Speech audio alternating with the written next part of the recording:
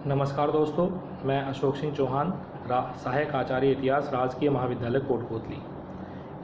हम अपने इस वीडियो में पुनर्जागरण के साहित्य के अतिरिक्त अन्य क्षेत्रों में प्रभावों की चर्चा करेंगे। सर्वप्रथम हम स्थापत्य कला पर प्रभाव की चर्चा करते हैं।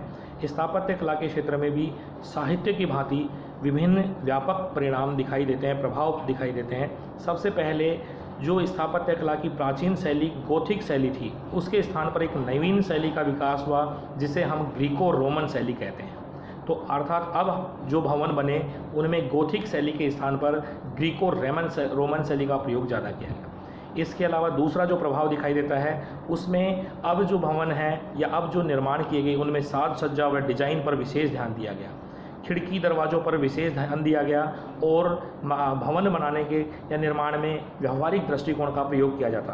पहले केवल धार्मिक चर्च या धार्मिक उपयोग के लिए भवनों का निर्माण किया जाता था, लेकिन अब व्यापारी वर्ग और राजनीतिक सामंतों और राजनीतिक वर्ग के लिए बड़े बड़े राजमहल और प्रासादों का भी निर्माण किया जाने लगा।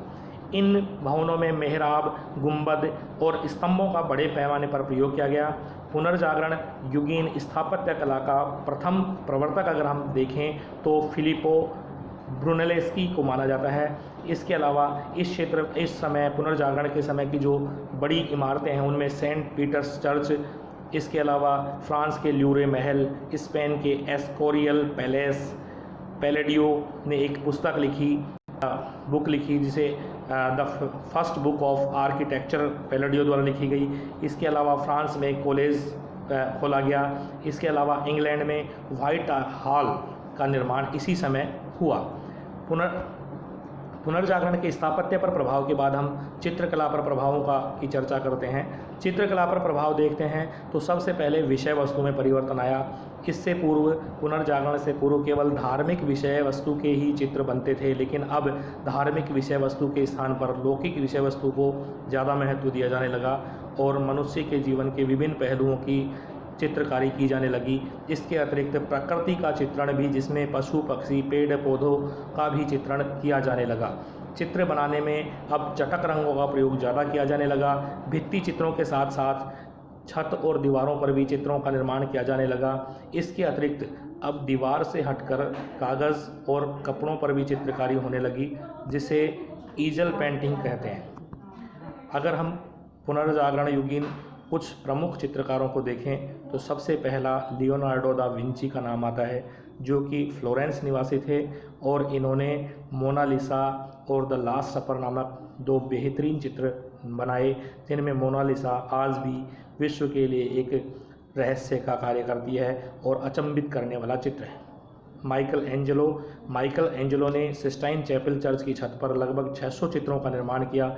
इनका एक चित्र द लास्ट जजमेंट जो कि मनुष्य को ईश्वर की दया की जिसमें दिखाया गया कि मनुष्य को ईश्वर की दया की आवश्यकता नहीं होती है। इसके अलावा एक चित्र माइकल एंजेलो का द फॉल ऑफ मैन भी है। इसके अलावा राफेल, जिन्होंने सिस्टाइन मैडनो का चित्र बनाया, टाइटेशियस जिसने वेनेशियन शैली के चित्रकला का विकास किया और तैल चित्र बनाने में प्रारंभ वो किए। और इसके अलावा पुनर्जागरण कालीन जो चित्रकला है, अगर हम उसका प्रथम प्रवर्तक माने तो उसे जियोटो कहा जा सकता है, या जियोटो प्रथम पुनर्जागरण कालीन चित्रकार था।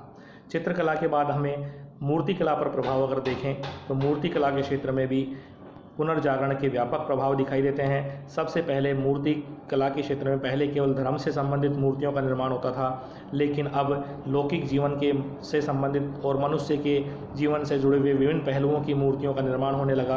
अब धातु की मूर्तियाँ निर्मित की जाने लगी और मूर्तिकला के क्षेत्र में भी विकास हुआ। मूर्तिकला पुनर्जागरण युगीन मूर्तिकला के प्रवर्तक के रूप में अगर हम देखें तो डोनेतलो सबसे पहला था, जिसने इरेजो डनार्ननी नामक मूर्ति का निर्माण किया, जिसे गेटो मलेटो भी कहा जाता है।